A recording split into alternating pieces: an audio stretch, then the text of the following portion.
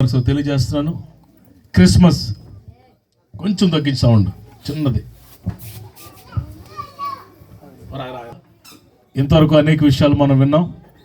నేను మరికొన్ని విషయాలు మీకు జ్ఞాపకం చేయాలని ఆశపడుతున్నాను.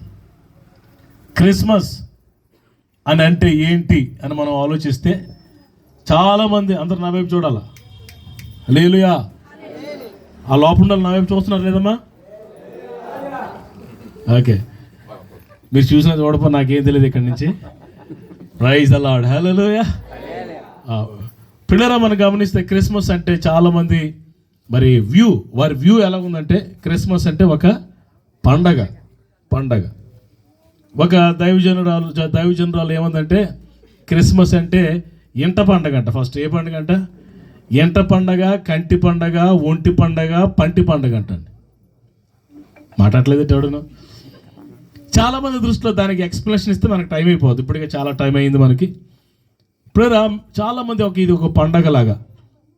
మా చిన్నప్పుడైతే మరి మా తల్లిగారు మా అమ్మగారు 24 రాత్రి అంతా పిల్లరా మరి పొయ్యి దగ్గర కూర్చుని పప్పులు వండుకుంటూ కూర్చునేది. జంతుకులు, గులాబీ పావుకుండలు నేను పిల్లలు రాత్రి అంతా వంట వండి మేము పక్కన కూర్చుని ఇలా వేడి ఇలా వాయి వేగిన టక్కని మళ్ళీ కొత్త వాయి వచ్చేలోపు అది అయిపించేస్తుండేవాడిని. దేవుని స్తోత్రం చెప్పండి. కాబట్టి ఇదే పని రాత్రి అంతా వంట వండుకొని పిల్లల చర్చిలోకి వెళ్ళి ఇంకా ఆరాధనలు పడుకుని ఏం అర్థమైంది కాదు, నిద్ర ఉండేది కాదు. అలా ఉంటేనే అది ఫీల్ మాట, క్రిస్మస్ ఫీల్. దానికి తోడు పిల్లల ఒక 4-5 రోజులు కేరళస్ ఫుల్ తిరిగి అలసిపోయి ఇక క్రిస్మస్ రోజు ఫుల్ పిల్లలు అందరూ ఫ్లాట్ అయ్యే చర్చిలోని అందరూ పడిపోతుండేవారు నిద్ర లేక. కొంతమంది దృష్టిలో క్రిస్మస్ అంటే పిల్లల ఇంటి మీద స్టార్ పెట్టుకోవడం, అలంకరించుకోవడం, క్రిస్మస్ ట్రీ పెట్టుకోవడం, అలంకరించుకోవడం, పిల్లల చిన్న బాల్లు, చిన్న స్టార్లు పెట్టి ఇంటిని అలంకరించుకోవడం. కొంతమంది దృష్టిలో క్రిస్మస్ అంటే ఏంటంటే ఎల్ల వేసుకోవడం. ఏంటిది ఎల్ల? మన వైపు ఎల్ల కదా అంటారు, సున్నం అంటారా? మీ ఊర్లో ఏమంటారమ్మా? ఎల్లే కదా. ఇంటికి ఎల్ల అయిపోతే పండగ లేనట్టే, ఆ పండగ రాలేనట్టమాట ఆ రోజు. కాబట్టి కొంతమంది వ్యూ అలాగ ఉంటుంది. కొంతమంది వ్యూ ఎలా ఉంటుందంటే పిల్లల క్రిస్మస్ సందర్భంగా ఫుల్గా మరి కొత్త బట్టలు కొనుక్కొని, కొంతమంది అయితే మరి ప్రబుద్ధులు డిసెంబర్ 1st వీక్ నుంచే మొదలెడతారు షాపింగ్. కొనరు మళ్ళీ ఫుల్ మొత్తం షాపులన్నీ తిరిగేసి కిందవన్నీ పైవన్నీ కిందకి మొత్తం బట్టలన్నీ తిరిగేసేసి పిల్లరా మరి షాపింగ్ బట్టలు కూడా తప్పు అని నేను అన్నా కానీ గదే పని మీద ఉండకూడదు. కొంతమంది దృష్టిలో క్రిస్మస్ అంటే షాపింగ్. ఇంట్లో 400 చీరలు ఉంటాయి కానీ ఇంకా చీరల కోసం వ్యాపారాలు తిరుగుతుంటారు కొంతమంది క్రిస్మస్ సందర్భంగా. చిన్న చెప్పినట్టుగా క్రిస్మస్ అంటే ఇతర సామాన్లన్నీ కింద దించి ఫుల్గా ఇటుకన చింతపండు కలిపి ఫుల్ తోముకోవడం, ఒళ్ళు హోరం చేసుకోవడం. ఇప్పుడు నేను అంటాను ఇవన్నీ ఉంటే ఉండుగాక, కానీ వాటికి మించి క్రిస్మస్లో దేవుని ఆశీర్వాదాలు, దేవుని కార్యాలు, దేవుని ఆశ్చర్య కార్యాలు దేవుడు క్రిస్మస్లో దాచి ఉంచాడు. గట్టిగా ఆమేన్ చెప్పండి. గట్టిగా. క్రిస్మస్ అంటే పండగ కాదు, క్రిస్మస్ అంటే ఆత్మ సంబంధమైన ఒక అనుభవము. ఆమేన్ చెప్పండి గట్టిగా. It will be a spiritual experience, ఒక ఆత్మ సంబంధమైన అనుభవం అండి క్రిస్మస్ అంటే. పిల్లరా 2024 సంవత్సరాల క్రితం యేసు ప్రభువారు ఈ భూమికి సెంటర్లో నడిబొడ్డున చూడండి మధ్యధరా సముద్రం అన్నట్టు. ఎవరైనా ఒకసారి మధ్యధరా సముద్రం అంటే అర్థం ఏంటంటే బాబు? ధర అంటే భూమి, మధ్య అంటే సెంటర్. భూమికి సెంటర్లో ఉన్న సముద్రమే ఆ మధ్యధరా సముద్రంలో పిల్లల కొంత దూరంలో, కొన్ని మైళ్ళ దూరంలోనే బెత్లెహేమ్ ఉంటుంది. జియోగ్రఫికల్గా చూస్తానంటే గ్లోబ్కి సెంటర్ ఏంటంటే బెత్లెహేమ్ అంట. ఇంకా క్లోజ్కి వెళ్ళిపోతే యేసుప్రభు పుట్టిన స్థలం అంట. ప్రపంచానికి సెంటర్ ప్లేస్ అంటండి. స్తోత్రం చెప్పండి గట్టిగా. అందుకే దేవుని వాక్యం చెప్తుంది యేసుక్రీస్తు అందరికీ ప్రభు. ఆయన కొందరికి మాత్రమే కాదు, ఏదో వర్గాలకి కాదు. చాలా మంది అనుకున్నట్లుగా యేసు ప్రభు వారు ఏదో అనగారిన వర్గాలకి దేవుడు అనుకుంటారు కొంతమంది. యేసు ప్రభు వాళ్ళు ఎవరో ఊరి చివరి ఉన్న వాళ్ళకి దేవుడు అనుకుంటారు, జ్ఞానం లేని వాళ్ళు.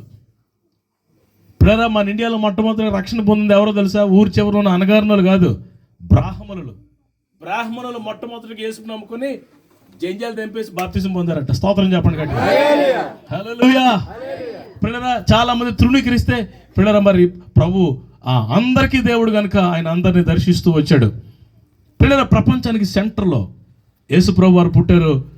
ఆయన అందరికీ దేవుడిగా ఉన్నాడు. పిల్లరా ఈరోజు క్రిస్మస్ అంటే ఏంటో, క్రిస్మస్లో మనం ఏం చేయాలో కొన్ని మాటలు త్వరగా జ్ఞాపకం చేస్తాను.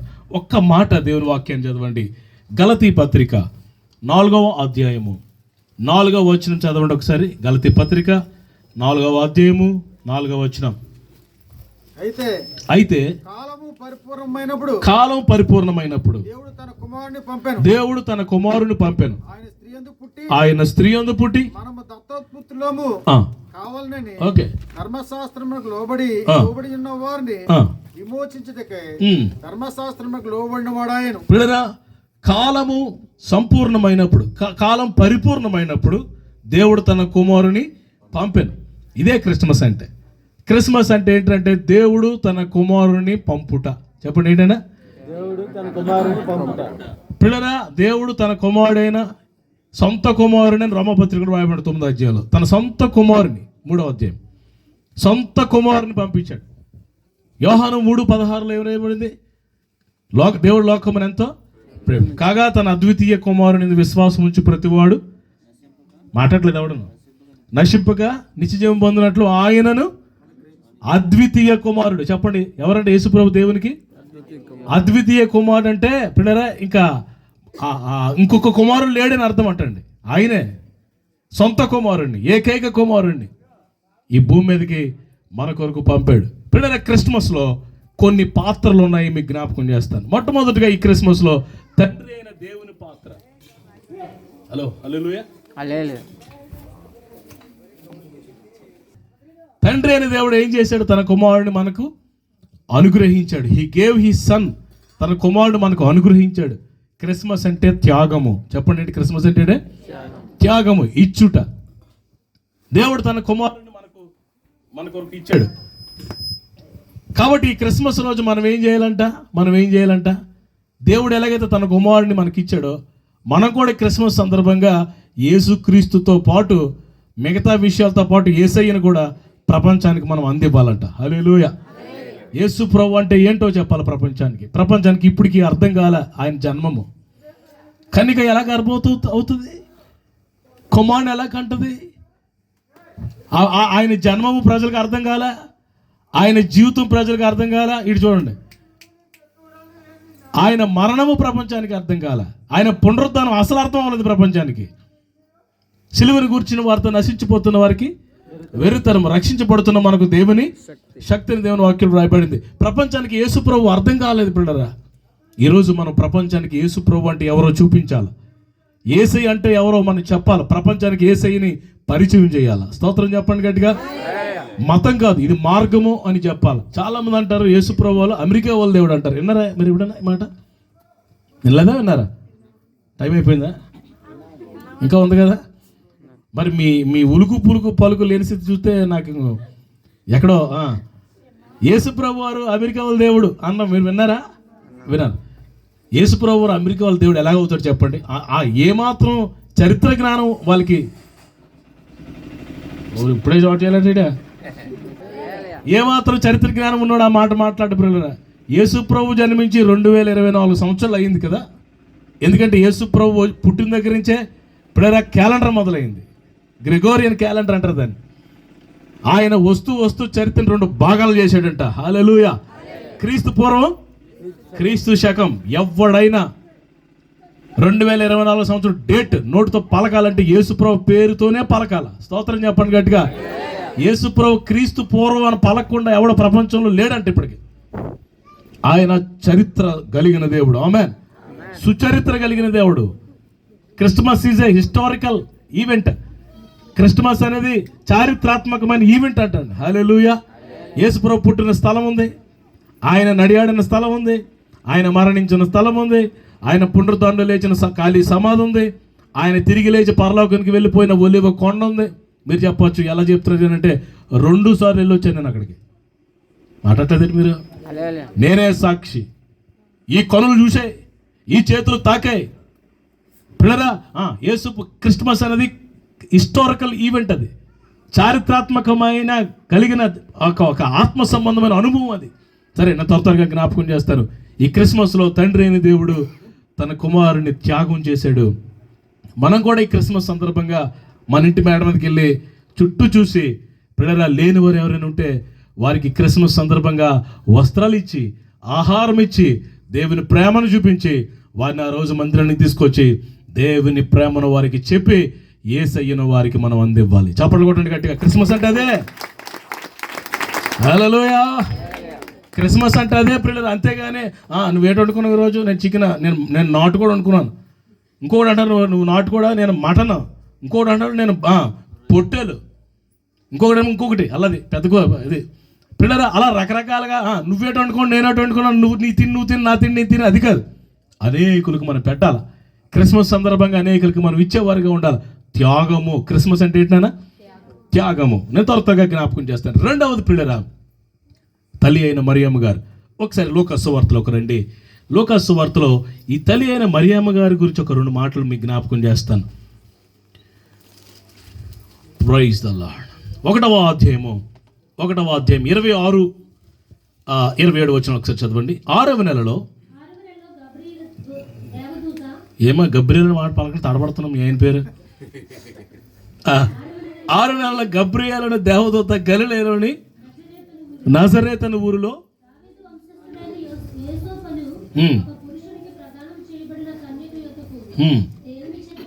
ఆ కన్యక పేరు మరియా. ప్రియులరా, గమనిస్తే మరియమ్మ గారు క్రిస్మస్ సందర్భంగా ఏం చేసింది?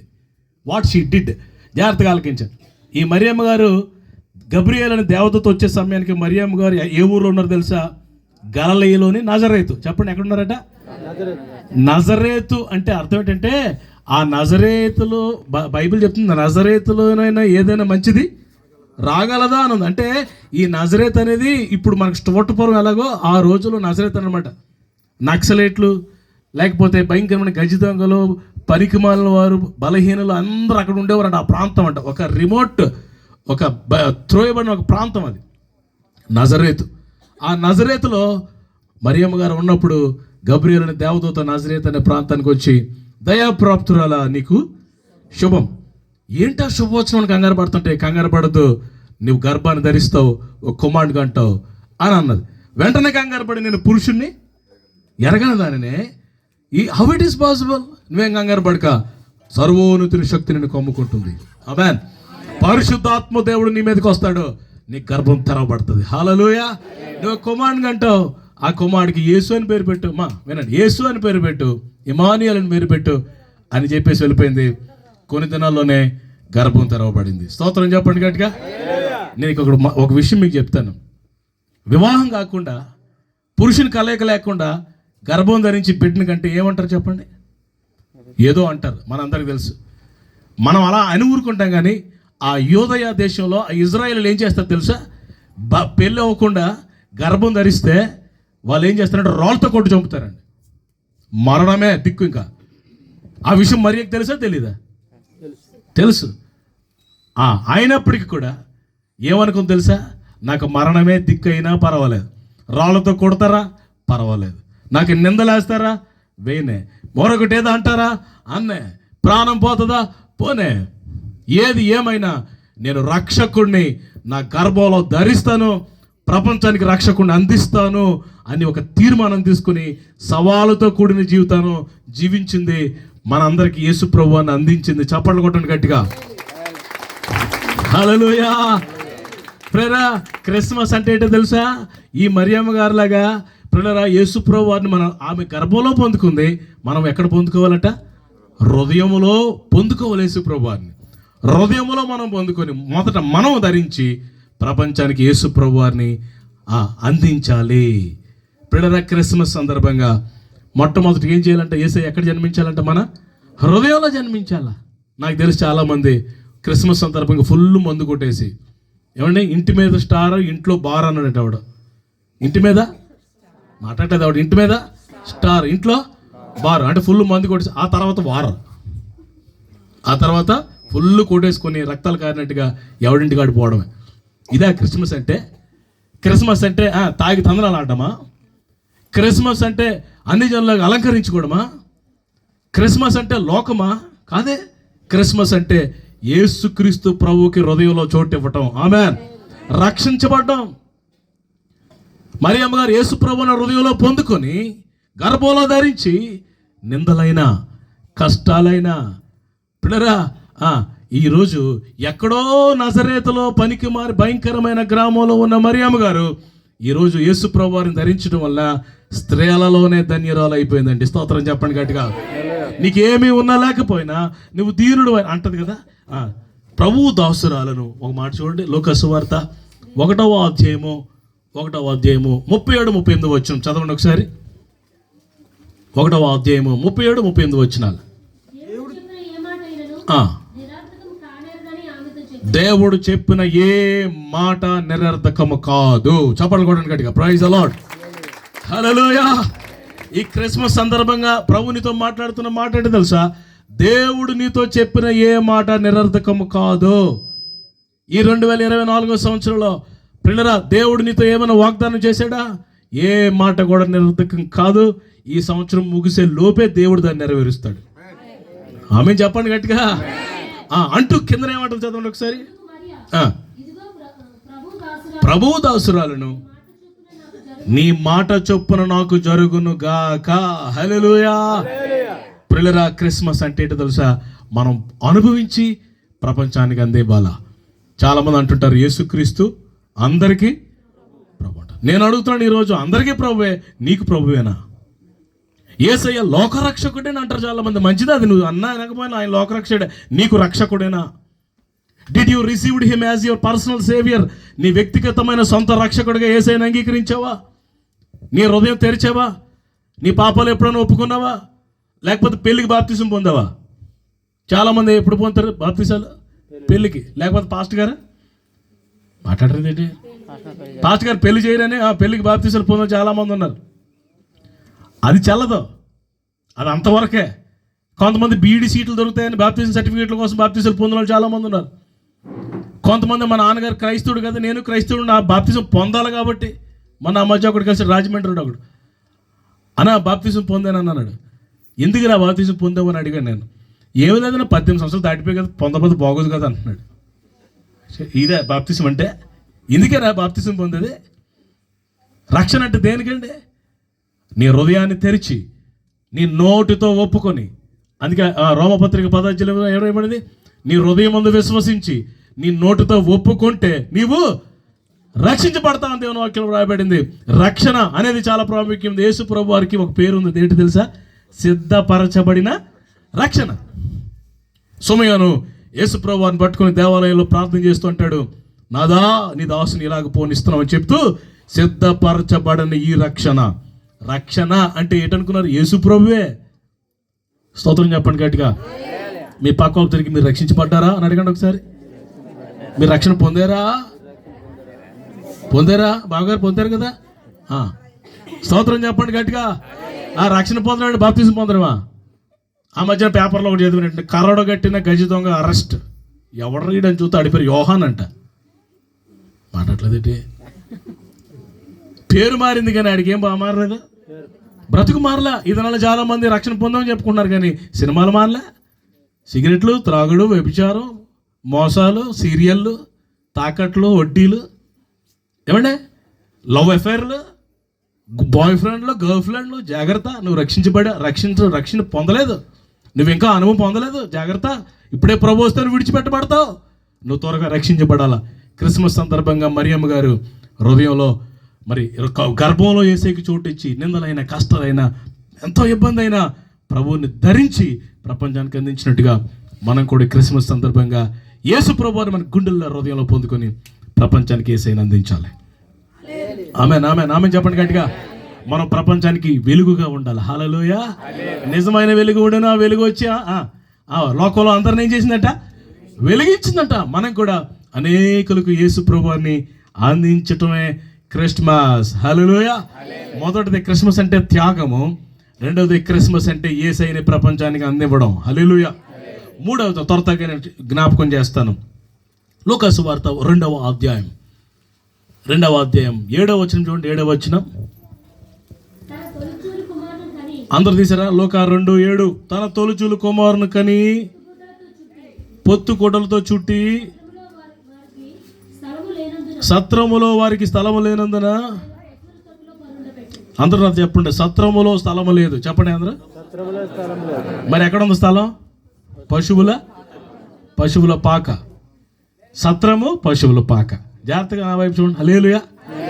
సత్రం అంటే మంచి సోఫిస్టికేటెడ్ హోటల్, మంచి లాడ్జ్, చక్కగా అన్ని వసతులు కలిగిన ఒక ఇల్లు సత్రం అంటే. హోటల్. మరి పశువుల పాక అంటే ఎలా ఉంటుంది? మంచి ఏసీ ఉంటుందా? మంచి బెడ్లు, మంచి బెడ్షీట్లు ఉంటాయి సూరిబాబు. పశువుల పాకలు ఏముంటాయి? గడ్డి, రొచ్చు, వాసన, గొర్రెలు, ఏమండి అది ఉంది. అది మా గాబిలు చెప్పిన అది. ఇంకా చెత్త చెదారం, స్మెల్, ఈగలు, దోమలు అన్నీ ఉంటాయి. పిల్లరా, సత్రములో ఆయనకి ఏం లేదంట, స్థలం లేదంట. పశువుల పాక యేసయ్యకి చోటు ఇచ్చిందంట. ఈ దినాల్లో చాలా మంది పిల్లరా సత్రములే ఉన్నారు. యేసయ్యకి ఏమి ఇవ్వట్లేదండి? హృదయంలో చోటు ఇవ్వట్లేదు, హృదయంలో స్థలం ఇవ్వటం లేదు. పిల్లరా అన్నిటికీ స్థలం ఇస్తున్నారు. అన్నిటికీ స్థలం ఉంది పిల్లరా, అన్నిటికీ టైం ఉంది. చర్చికి రావడానికి ఏం లేదు, మనకి టైం లేదు. అంటే దేవుని ఆరాధించడానికి టైం లేదు. అన్నిటికి ప్రాముఖ్యత ఇస్తాం, కానీ దేవునికి మాత్రం ప్రయారిటీ ఇవ్వం మనం. పశువుల అది సత్రం, అది సత్రము. కానీ నేను ఈరోజు పశువుల పాక కోసం చెప్పాలనుకుంటున్నాను. పశువుల పాక పిల్లరా, ఒక దైవజనుడు చెప్పాడు, ప్రపంచంలో very cheapest, very lowest place అంటండి అది. ఏది? పశువుల పాక. ప్రపంచంలో అన్నిటికంటే, అన్ని గృహాల కంటే చీపెస్ట్, లోయెస్ట్, అంతవరకు యేసుప్రభువు వారు దిగిపోయాడు. స్తోత్రం చెప్పండి గట్టిగా. ఎక్కడ ఉండేవాడు? ఆయన స్థలం ఏంటి చెప్పండి? ఆయన ఉండే ప్లేస్ ఏంటి చెప్పండి? ఎవరు సమీపింపులేని యెషయా గ్రంథంలో రాయబడినది, నేను మహోన్నతుడును, మహోన్నతమైన స్థలములలో అక్కడ ఉండేవాడు ఆయన. అక్కడ ఆయన చుట్టూ కోట్లాది దూతలు, మహిమ. ఆ మహిమ వేరు, ఆ స్థలం వేరు. దేవునితో సమానుడు దేవుడు. విడిచిపెట్టకూడని భాగ్యం ఎంచుకోనలేదు, కానీ మనుషులు పోలికగా పుట్టి దాసుని స్వరూపం ధరించుకుని పిల్లల మరణం పొందినంతగా, సిలువ మరణం పొందినంతగా పశువుల పాక వరకు ఎంతగా తగ్గించుకుని లోయెస్ట్ ప్లేస్ ఎదిగొచ్చాడు తెలుసా పిల్లరా? అక్కడ వరకు ఉన్న మనుషులను రక్షించడానికి నా పిల్లరా పశువుల పాక యేసయ్యకి చోటు ఇచ్చింది. పిల్లరా, ఈరోజు క్రిస్మస్ అంటే ఏంటి తెలుసా పిల్లరా? యేసయ్యకి మనం అవైలబుల్గా ఉండాలా, యేసయ్యకి పిల్లరా అప్పగించుకోవాలా, యేసయ్యకి హృదయంలో చోటు ఇవ్వాలా, స్థానం ఇవ్వాలా. జాగ్రత్తగా ఆలకించండి, నేను ముగిస్తున్నాను. యేసయ్య ఎప్పుడైతే పశువుల పాకలోకి వచ్చాడో, యేసయ్యతో పాటు అక్కడికి ఎవరు వచ్చారు పశువుల పాకలోకి? పందూరు గ్రామానికి ముఖ్యమంత్రి గారు వచ్చారనుకోండి, చంద్రబాబు నాయుడు గారు. ఆయన ఒక్కడే వస్తాడా కారులోనే? మాట్లాడరేటండి. ఆయనతో పాటు ఎవరు వస్తారండి? ఆయనతో పాటు క్యాబినెట్ మినిస్టర్లు, ఎమ్మెల్యేలు, చుట్టుపక్కల ఎమ్మెల్యేలు, మంత్రులు, ఎంఆర్ఓలు, ఎండిఓలు, ఇంకా సర్పంచ్లు, కలెక్టర్లు, వీళ్ళందరూ ఆయనతో పాటు ఆయన కంటే ముందే వస్తారండి. స్తోత్రం చెప్పండి గట్టిగా. ఇప్పుడు సృష్టికర్త పశువుల పాకలో పుడుతున్నాడంటే అక్కడికి ఎవరు వచ్చి ఉంటారండి? దేవదూతలు, మహిమ, ఆ ఘనత, ప్రభావం మొత్తం హెవెన్లీ హోస్ట్ అంతా, పరలోకపు సైన్య సమూహం మొత్తం దిగిపోయిందండి అక్కడికి. ఎక్కడికి? కంపుతో నింపబడిన స్థలము మహిమతో నిండిపోయింది. చప్పట్లు కొట్టండి గట్టిగా. ఇది క్రిస్మస్ అంటే. హల్లెలూయా. యేసయ్య నీ హృదయంలో జన్మిస్తే నిన్ను మహిమతో నింపుతాడు. He will fill you with glory. ఆ మహిమ అద్భుతమైన మహిమ. ఇంకో మాట మీకు చెప్తాను. ఆ రోజు యేసుప్రభు పుట్టిన తర్వాత, ఇందాక బాబాయ్ చెప్పినట్టు, అది బోయేజ్ గారి పొలం. అది అక్కడ గొర్రెలు కాపర్లు, గొల్లలు అనకూడదు మనం, గొర్రెలు కాపర్లు అన్నట్టు. ఎవరంటే గొర్రెలు కాపర్లు గొర్రెలు కాసుకుంటుంటే గబ్రియేలు దేవదూత మహిమ, దేవుని మహిమ వచ్చేసింది. భయపడొద్దు అని చెప్తూ ప్రజలందరికీ కలుపు మహా సంతోషకరమైన శుభవర్తమానం అని చెప్తూ ఉన్న సమయంలో పిల్లరా, మరి ఆ గొర్రెలు కాపర్లు వచ్చారు. యేసుప్రభు దగ్గరికి గొర్రెలు కాపర్లు వచ్చారు. పిల్లరా, ఆ గొర్రెలు, మీకు ఇంకో విషయం చెప్తాను ఇక్కడ. స్తోత్రం చెప్పండి ఒకసారి గట్టిగా. యేసుప్రభు పుట్టినప్పుడంట ఆ పశువుల పాకలో గొర్రెలు కూడా ఉన్నాయంట అండి, పశువులు కూడా ఉన్నాయంట. హల్లెలూయా. అవట ఆనందంతో కేరింతలు కొడుతున్నాయంటే పశువులు, గొర్రెలు, పశువులన్నీ కేరింతలు కొడితే చూసారా కొవ్విన దోళ్ళు ఎగురుతాయి. చూసారు ఎప్పుడన్నా ఇలా ఎగురుతుంటే చూసారా ఈ పశువులు ఎగురుతుంటాయి సంతోషంతో. అవటి ఎగురుతున్నాయి అంటే ఎవడో వెళ్ళి అడిగాడంట, ఎందుకురా మీరు అంతా ఇలా ఎగురుతున్నారు, అంత ఆనందంగా ఉన్నారంటే అవి చెప్తున్నాడంట, ఎందుకు ఎగరరా బాబు, ఈయన పుట్టకపోతే మా పని ఏంటి, సఫా మందిరంలో బలి కోసం మమ్మల్ని రెడీ చేస్తున్నారు అక్కడ, ఇప్పుడు ఈయన పుట్టాడు కాబట్టి ఈ బలి మాకు ఇంకా లేదు, మేము స్వేచ్ఛతో సంతోషంగా బ్రతుకుతాం, మాకు మరణమే లేదన్నారట. హల్లెలూయా. అందుకే మరి హెబ్రీ పత్రికలో వ్రాయబడి ఉంటుంది, ఒక్కసారే యేసుక్రీస్తు ప్రభువారే ఒకే ఒక బలిగా ఆయన దేవునికి సమర్పించుకున్నాడట. హల్లెలూయా. ఇక బలి అర్పించాల్సిన పని లేదు, యేసు ప్రభువారే బలిగా వచ్చాడు కాబట్టి ఈ పశువులకి ఇక మరణము లేదు. పిల్లరా, పశువుల పాక అన్నంత అంత గట్టిగా యేసయ్యకి చోటు ఇవ్వడం వలన ఈ పశువుల పాక ఏమైంది తెలుసా, దేవుని మందిరముగా మారిపోయింది. చప్పట్లు కొట్టండి గట్టిగా, దేవుని మందిరము. హల్లెలూయా. ఈరోజు మీరు బెత్లెహేము వెళ్ళి చూస్తే యేసుప్రభు పుట్టిన స్థలంలో పెద్ద మందిరం కట్టబడింది, దాని పేరు ఆల్ నేషన్స్ చర్చ్. పిల్లలు ఎలా చూసింది తెలుసా ఆ మందిరాన్ని, ఇలా చూశాను నేను, అంత పెద్ద మందిరం కట్టబడింది, బ్యూటిఫుల్ ఆ లొకేషన్. పిల్లల ప్రపంచంలో 220 దేశాల వారు కూడా వచ్చి చూసే స్థలం ప్రపంచంలో ఎక్కడైనా ఉందరంటే అది యేసు ప్రభువు వారు పుట్టిన స్థలమేనట్టండి. రోజు కొన్ని లక్షల మంది, నేను ఆ రోజు ఉన్నాను, ఖాళీ లేదు అప్పటికి వెళ్తారు. ఇంకో విషయం మీకు చెప్తాను. హల్లెలూయా. మన మన మన మన ప్రెసిడెంట్, మన ప్రధానమంత్రి, పాకిస్తాన్ ప్రధానమంత్రి, శ్రీలంక ప్రధానమంత్రి, ఇలా ఇలా ప్రధానమంత్రులు అందరికీ, ప్రెసిడెంట్లు అందరికీ హెడ్ ఒకడు ఉన్నాడు. ఎవరైనా వీళ్ళందరికీ హెడ్ అమెరికన్ ప్రెసిడెంట్. ఏం పేరు ఆయన పేరు, ఇంకా తెలియదు అంటారా? నెక్స్ట్ మంతే మనోడు ప్రమాణ స్వీకారం చేస్తాడు. ఏం పేరు ఆయన పేరు? ట్రంప్. పెట్రోల్ పంప్ అన్నాడు ఎవడో, ట్రంప్. స్తోత్రం చెప్పండి గట్టిగా. వీళ్ళందరికీ క్యాప్టెన్ ఎవరు, పెద్ద ఎవడండి? ట్రంప్ గారు కదా. ఈ ట్రంప్ గారికి హెడ్ ఒక ఆయన, ఆయన పేరు ఎవరంటే పోపు గారు అంటాడు. పోపు గారు, రోమన్ క్యాథలిక్ పోపు గారి దగ్గరికి వెళ్ళి తల వంచుతాడంట. ఇంగ్లాండ్ కింగ్తో పాటు, చార్లెస్తో పాటు అందరూ పోపు గారు ముందు తల వంచుతారటండి. మీకు ఇంకో విషయం చెప్పనా, అందరూ ట్రంప్ గారు తల వంచితే, ట్రంప్ గారు పోపు గారు తల వంచితే, ఈ పోపు గారు వచ్చి యేసు ప్రభు పుట్టిన స్థలంలో తల వంచాడట. మీరు చప్పట్లు కొట్టండి, గట్టిగా చెప్పండి. హల్లెలూయా, గట్టిగా హల్లెలూయా. హల్లెలూయా. యేసయ్యా రాజులకు రాజు, ఏదో పాట ఉంది, స్తోత్రం. అంతే ఇంకో పాట ఉంది, రాజులకు రాజులకు రాజు, రారే చూడా మనం వెళ్దామన్నయ్య, రారే చూడా. పిల్లల రాజులకు రాజు మన ప్రభు. హల్లెలూయా. ఇంకో మాట మీకు చెప్తాను చూడండి, ఆ యేసు ప్రభు పుట్టిన ఆ మందిరంలోకి ఎంటర్ అవ్వాలంటే, ఇప్పుడు మన చర్చికి, మన కొత్త బెతెస్దా హెడ్ క్వార్టర్స్ చర్చికి పెద్ద తలుపు పెట్టాం, చూసారా? అంత పెద్ద తలుపు ఉంటుంది అక్కడ, ఉండదు, 4 అడుగులే. ఇది 3, ఇది 2.5, ఇది 4, అంతే అంతే ఉంటుంది దూరం లోపలికి వెళ్ళడానికి. నేనేమో ఇప్పుడు 6 అడుగులు, అది ఎంత ఉంది మరి, ఎలాగెళ్ళాలి నేను? తల వంచి వెళ్ళాలి. ఇంత పెద్ద మందిరానికి అంత శ్రద్ధ ఎందుకు పెట్టారని అడిగితే ఇదే ఉద్దేశంతో పెట్టారంట. ప్రపంచంలో అందరికన్నా సుప్రీం కింగ్ ఈయన. ఏ కింగ్ ఇక్కడికి వచ్చినా, పోపు గారు వచ్చినా, ట్రంప్ వచ్చినా, మరి ఎవరు వచ్చినా ఇక్కడ తల వంచి యేసు ప్రభు దగ్గరికి వెళ్ళి ఆరాధన చేయాలి. అది హల్లెలూయా. ఇప్పుడు మన దేవుడు ఎంత గొప్ప దేవుడో చూడండి. ఆమేన్. ఓకే, నా కాన్సెప్ట్ ఏంటంటే, పశువుల పాక దేవుని మహిమతో నింపబడిన మందిరంగా ఈరోజు యేసు ప్రభు వారిని హృదయంలో చోటిస్తే, 2024 సంవత్సరాల క్రితం బెత్లెహేములో యేసయ్య పుట్టాడు, బానంద సకలు గుద్దుకుంటున్న బానంద. నీ హృదయంలో యేసు ప్రభు వారు జన్మిస్తే నువ్వు దేవుని మందిరంగా మారిపోతావు, నువ్వు మహిమతో నిండిపోతావు. హల్లెలూయా. ఓ, దేవుని నామాన్ని మహింపరిచేపెట్టుగా మారిపోతావు. నీ పరిస్థితులు మారిపోతాయి, నీ జాతకం మారిపోతుంది, నీ పరిస్థితులన్నీ మారిపోతాయి, స్థితిగతులన్నీ మారిపోతాయి. హల్లెలూయా.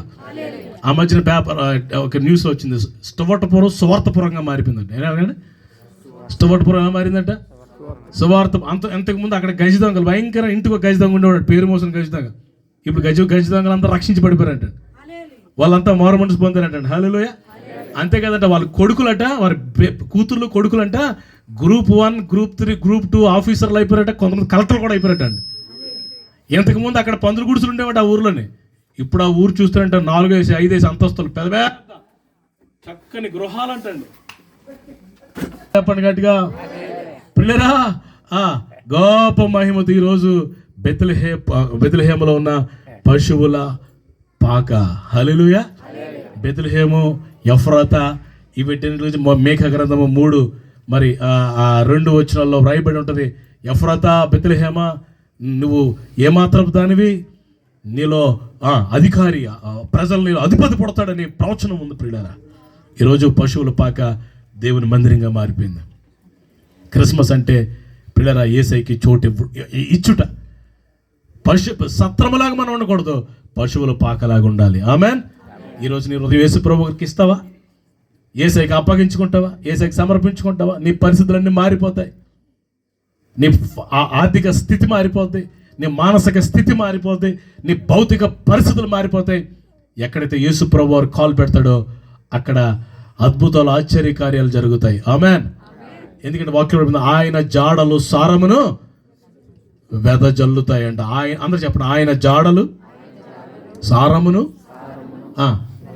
వెదజల్లుతాయంటండి. వెదజల్లుతాయండి. యేసు ప్రభు వారు నడుస్తానంట సారం అంట, సారము, బ్లెస్సింగ్. తండ్రి దేవుడి గురించి మీకు చెప్పాను. ఇంకా దేని గురించి? మరియమ్మ గారి గురించి చెప్పాను. ఇంకా మీరు చెప్పండి రా నాన్న. పశువుల పాక గురించి చెప్పాను. చివరికి ఒక మాట, ఇంకా అయిపోయింది, ముగించేస్తాను. మీరు వీళ్ళందరూ చెప్పారు జ్ఞానులు. జ్ఞానులు ఆరాధించిరయా కరుణగల యేసయ్యా. ఆ పాట వీలైతే ప్రాక్టీస్ చేయండి ఆదివారం. జ్ఞానులు ప్రియులారా, జ్ఞానులు వచ్చారు యేసు ప్రభు దగ్గరికి. చెప్పండి గట్టి, ఎవరు వచ్చారా? గొర్రెల కాపర్లు వచ్చారా లేదా? చెప్పండి గట్టిగా. జ్ఞానులు వచ్చారా లేదా? వాళ్ళు వచ్చారు, వీళ్ళు వచ్చారు. ఏం చేశారు? అందరూ ఇద్దరు కామన్గా ఏం చేశారు? యేసయ్యని ఆరాధించారు. సాగిలు పడ్డారా లేదా? ఇప్పుడు చెప్పండి, ఆయన జ్ఞానులకి దేవుడే, గొర్రెల కాపర్లకి, ఆయన పెద్దవాళ్ళకి దేవుడే, పిల్లలకి దేవుడే, నల్లలకి, ఆయన పొడుగోలకి దేవుడే, దేవుడే. స్తోత్రం చెప్పండి గట్టిగా. ఆయన ఏషియన్స్ కి దేవుడే, యూరోపియన్స్ కి దేవుడే, ఆయన అందరికీ దేవుడే. స్తోత్రం చెప్పండి గట్టిగా. కొందరికి కాదు, అందరికీ దేవుడు. జ్ఞానుల్లో 3 ఉన్నాయి. ఒకటి ప్యాషన్. చెప్పండి ఏంటిది? ఫ్యాషన్ కాదు, ప్యాషన్. ప్యాషన్ అనండి ఒకసారి. ప్యాషన్ అంటే ఏంటంటే ఆసక్తి. ఏంటంటే ఆసక్తి? ఇందాక ఎవరో చెప్పారు, 3 దేశాల నుంచి వచ్చారు. ఒకటి మంగోలియా నుంచి, ఒకటి ఇండియా నుండి, మరొకరు అరబ్ కంట్రీస్ నుంచి. ఒక్కొక్కరు ఒకలా చెప్తున్నారు. మొత్తానికి తూర్పు దేశం నుంచి వచ్చారు వాళ్ళంతా. ఎక్కడి నుంచి వచ్చారు? చూడండి, తూర్పు దేశంలో దేవుని మహిమ కనబడిందంటే హెజ్కేలుకి. ఆ ప్రవచనం చూపించి నేను ప్రార్థన చేస్తాను. హెజ్కేలు గ్రంథం 43వ వచనం చూడండి ఒకసారి. 43వ అధ్యాయం 1-2 వచనాలు.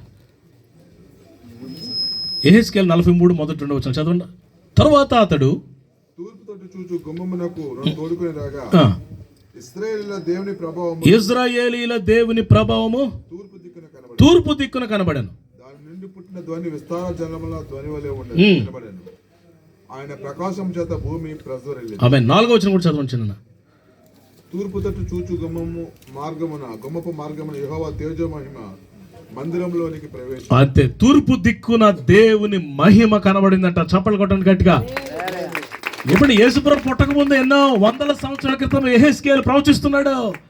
తూర్పు దిక్కున ఒక ప్రకాశమానమైన తేజస్సు కనబడబోతుంది. పిల్లరా, మీరు ఇంటికి చదవండి. సంఖ్యాకాండం 23వ అధ్యాయంలో బిలాము ప్రవచిస్తూ యాకోబులో నక్షత్రం ఉదయిస్తుందని ప్రవచించాడండి. ఆ మాట కూడా మీరు చూస్తేనే బాగుంటుంది. చాలా అద్భుతంగా ప్రవచించాడు. సంఖ్యాకాండం 23వ అధ్యాయం. సంఖ్యాకాండం 23వ అధ్యాయం చాలా బ్యూటిఫుల్గా, 24వ అధ్యాయం అండి, 17వ వచనం. సంఖ్యాకాండం 24:17. ఆయనను చూచుచున్నాను కానీ ప్రస్తుతమున ఉన్నట్టు కాదు, ఆయన చూచుచున్నాను కానీ సమీపమున ఉన్నట్టు కాదు. నక్షత్రము యాకోబులో ఉదయించును, రాజదండం ఇశ్రాయేలులో లేచును. పిల్లల నక్షత్రం ఎక్కడ ఉదయిస్తుందంట? యాకోబులో. ఈ యాకోబు నక్షత్రం పిల్లరా యేసుక్రీస్తు ప్రభువే. ఆమెన్. హల్లెలూయా. పిల్లరా తూర్పు దిక్కున ఒక నక్షత్రం పుట్టింది. జాగ్రత్తగా ఆలకించి అందరూ హల్లెలూయా చెప్పండి గట్టిగా. స్టార్ అనండి అందరూ గట్టిగా. స్టార్ అనండి ఒకసారి. ఈ స్టార్ ఎవరో కాదు, నీవు నేనే. మా ఇంటి ముందు నుంచి ఒక అమ్మాయి వెళ్ళిపోతాను, చిన్నారి, చిన్నారి స్టార్ పెట్టావా అని అడిగాను సరదాగా. పెట్టలేదని అన్నది. కొంచెం గరాన ఎక్కువ దానికి. పెట్టలేదని. ఎందుకు పెట్టలేదంటే నేనే స్టార్, ఇంకెందుకు స్టార్ అంటాను. స్తోత్రం చెప్పండి. నేనే ఒక స్టార్, ఇంకెందుకు స్టార్. పిల్లరా నక్షత్రము తూర్పులో ఉదయించి ఆ నక్షత్రం ఏం చేస్తుందంటే జ్ఞానుల్ని యేసు ప్రభు దగ్గరికి నేరుగా నడిపించింది. ఆమేన్. ఈరోజు మనం ప్రజల్ని నేరుగా యేసు ప్రభునే చూపించాలి ప్రజలకి. మరి ఎవరు కనబడకూడదు. ఏ మనుషుడు, ఏ బిషప్ గారు, రెవరెండ్లు, డాక్టర్లు, డినామినేషన్ ఇవన్నీ కాదు, పక్కన పెట్టండి. యేసు ప్రభు అనే ప్రపంచానికి మనం చూపించాలి. ఆమేన్. నక్షత్రాన్ని ఫాలో అయ్యి వచ్చారు. ఇప్పుడు కొన్ని వందల వేల మైళ్ళు కిలోమీటర్ల నుంచి ఎన్ని కొండలు ఎక్కారో, ఎన్ని కొండలు దిగారో, ఎన్ని నదులు దాటారో, ఎన్ని సముద్రాలు దాటుకొని వచ్చారో పిల్లలు. దాటుకొని వారు యేసు ప్రభు ఆసక్తి రక్షకుడిని చూడాలా, ఆ గొప్ప దేవుణ్ణి మేము చూడాలా, యూదుల రాజు మేము చూడాలా. We want to see him. ఈరోజు జ్ఞానుల్లాగా మనం కూడా ఆసక్తితో యేసయ్యని వెతకాలి. ఆమేన్. మొదటి ప్యాషన్. రెండవది ఏంటంటే వర్షిప్ ఉంది. వాళ్ళు ఏం చేశారంట? ఆరాధన చేశారంట. ఏమండి జ్ఞానులు, ఏమండి ఆస్ట్రాలజిస్టులు, ఒక ఉన్నతమైన తెలివైన వాళ్ళు, జ్ఞానులు బాలుడైన యేసుప్రభు వారి ముందు ఏం చేశారంట చెప్పండి? నిజమైన జ్ఞాని ఎవడరా ఉన్నాడు భూమి మీద అంటే వాడు యేసయ్యని ఆరాధించినోడు నిజమైన జ్ఞాని. గట్టిగా హల్లెలూయా. ఎందుకంటే దేవుడు అని అనడానికి అర్హుడు ఆయనే. దేవుడికి ఉండాల్సిన క్యారెక్టర్లన్నీ యేసయ్యలోనే ఉన్నాయి, ఇంకెవరో లేవు. ఆ పరిశుద్ధత కానీ, ఆ దీనత్వం కానీ, ఆ పిల్లల ఆ ప్రేమ కానీ, ఆ క్షమాపణ కానీ యేసులో తప్ప ఎవరిలో ఉన్నాయి? పిల్లల ప్యాషన్, వర్షిప్, ఆరాధన చేశారు. పెట్టెలు విప్పి చెప్పండి ఏం చేశారంట? పెట్టెలు విప్పడం అంటే హృదయాన్ని తెరిచి, హృదయాన్ని విప్పి. నువ్వు మనుషుల ముందు హృదయం విప్పక్కర్లేదు, యేసయ్య ముందు నీ హృదయం విప్పి నీ పాపాలు ఒప్పుకొని పిల్లల శ్రేష్టమైనవి. బంగారము శ్రేష్టమైంది. హల్లెలూయా. విలువైంది. బంగారం అంటే విలువైందే కదండి. తొలం ఎంత ఇప్పుడు? 80,000 అంట. తొలం 80,000. తొలం అంటే ఎంత ఉంటుంది? ఎంత ఉంటుందా? కేజీ ఇనుము బరువు ఎక్కువ, కేజీ దూది బరువు ఎక్కువ అని అడిగాడట. స్తోత్రం చెప్పండి గట్టిగా. తొలం ఎంతే ఉంటుంది కదా నాన్న, చిన్నదే ఉంటుందా? కానీ దాని విలువ ఎంత అండి? చాలా ఎక్కువ కదా. బంగారం విలువైనదండి. ఈరోజు మనం యేసయ్యకి బంగారాన్ని అర్పించాలి. చెప్పండి ఏం అర్పించాలా? మా దగ్గర ఉంటే కదండి ఇవ్వడానికి అంటున్నారా? స్తోత్రం చెప్పండి గట్టిగా. బంగారం కన్నా విలువైంది నీ దగ్గర ఉంది. ఏంటి తెలుసా? నీ హృదయం విలువైంది. స్తోత్రం చెప్పండి గట్టిగా. నీ టైం, నీ సమయం విలువైంది దేవునికి. హల్లెలూయా. బంగారం కన్నా నీ ప్రేమ విలువైంది కదా. అవునంటారా కదంటారా? ఎస్. ఎవరికి పడతానికి మనం ప్రేమించలేం కదా. ప్రేమ విలువైంది, హృదయం విలువైంది, టైం విలువైంది, ఇంకా విలువైన చాలా మంది దగ్గర ఉన్నాయి. యేసయ్యకి శ్రేష్టమైనది విలువైంది. ఆరాధన చేశారు వాళ్ళు. బోలము సంబరాన్ని చెప్పారు వీళ్ళు. నేను చెప్పను పిల్లరా, ఆరాధన చేశారు. ఏం చేశారు చెప్పండి అన్న? మూడవది ఏంటో తెలుసా? ఒబేయిడ్, విధేయత చూపించారు. యేసయ్య దగ్గరికి వెళ్ళారు. అక్కడి నుంచి ఎక్కడికి వెళ్ళాలా? ఒరిజినల్గా మళ్ళీ బ్యాక్కి ఎక్కడికి వెళ్ళాలా? హేరోదు దగ్గరికి వెళ్ళాలంటే. ఎందుకంటే హేరోదుకు మాట ఇచ్చారు. ఏమని? మేము ఆయన ఆరాధించి, మీరు ఇక్కడ ఉన్నారా? మేము ఆరాధించి మళ్ళీ మీ దగ్గరికి వస్తామని మాట ఇచ్చారా లేదా? అక్కడికి వెళ్ళాలి కదండి. మళ్ళీ జెరూసలేం వెళ్ళాలా? బెత్లెహేం నుంచి మళ్ళీ జెరూసలేం వెళ్ళాలా? వెళ్ళి మొత్తం డీటెయిల్స్ అన్ని హేరోదుకి చెప్పి అక్కడి నుంచి వాళ్ళు ఏ దేశం నుంచి వచ్చి వెళ్ళిపోవాలి. అంతే కదా ప్రోగ్రాము. బాగా అంతేనండి, అంతే కదా. కానీ యేసు ప్రభువుని చూసి ఆరాధించి ఆ రాత్రి చీకటి అయిపోతే ఒక రూమ్లో పడుకున్నారంట. పడుకుంటే పిల్లరా దేవుని చేత వారు గద్దించబడ్డారు. స్తోత్రం చెప్పండి గట్టిగా. దేవు ప్రభు మాట్లాడుతున్నారు వారితో. డివైన్ విజన్ అంట అది. ఏమని? మీరు మరలా హేరోదు దగ్గరికి వెళ్ళదు, మీరు మరొక మార్గము గుండా మీరు వెళ్ళిపోండి అనేసరికి లేచారు. ఒకరినొకడు మాట్లాడుకుని హేరోదు దగ్గరికి వెళ్ళకపోతే ఏమవుతుందండి వాళ్ళ సంగతి? ఒరిజినల్గా ఆలోచించండి. వేసేస్తాడా లేదా? వీళ్ళు తెగించారు అంతే. స్తోత్రం చెప్పండి గట్టిగా.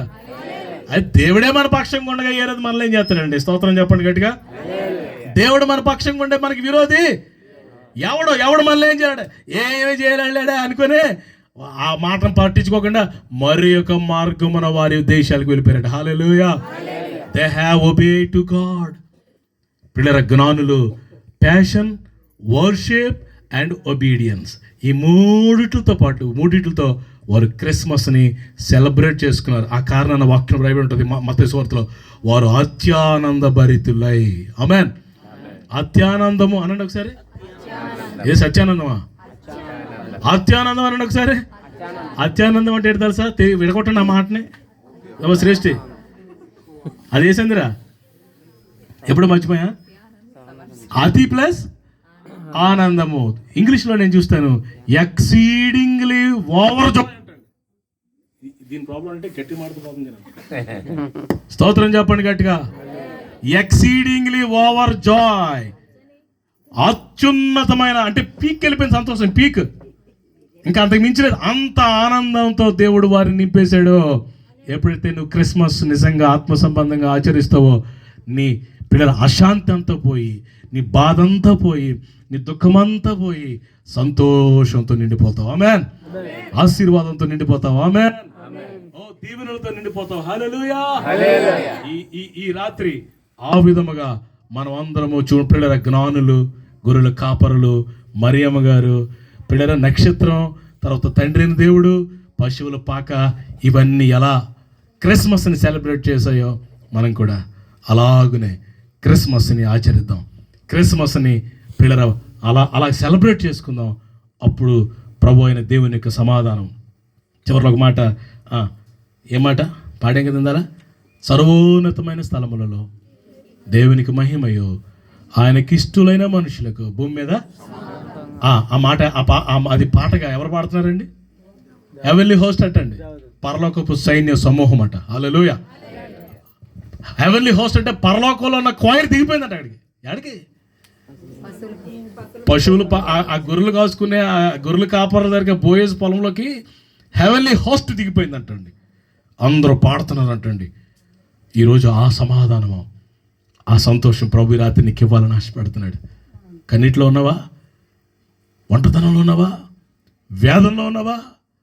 అందరూ సంతోషంగా క్రిస్మస్ చేసుకుంటున్నారయ్యా, నాకైతే ఆనందం లేదు అనుకుంటున్నావా? వ్యాధి తగ్గట్లేదా? ఆర్థిక సమస్యలు ఉన్నావా? నెమ్మది లేదా? ఈ రాత్రి నీకు శుభవార్త. మరొకసారి యేసయ్య నీ హృదయంలోకి ఆహ్వానించు. నీ పరిస్థితులన్నీ మార్చేస్తాడు, నీ స్థితిగతులన్నీ మార్చేస్తాడు. ఆమేన్. ప్రభు ఈ మాటలు దీవించును గాక. క్రిస్మస్ ఆనందం మీకు అనుగ్రహించును గాక. అందరూ దయచేసి లేచిన మీ స్థలాల్లో ఒక్క 2 నిమిషాలు మనం ప్రార్థన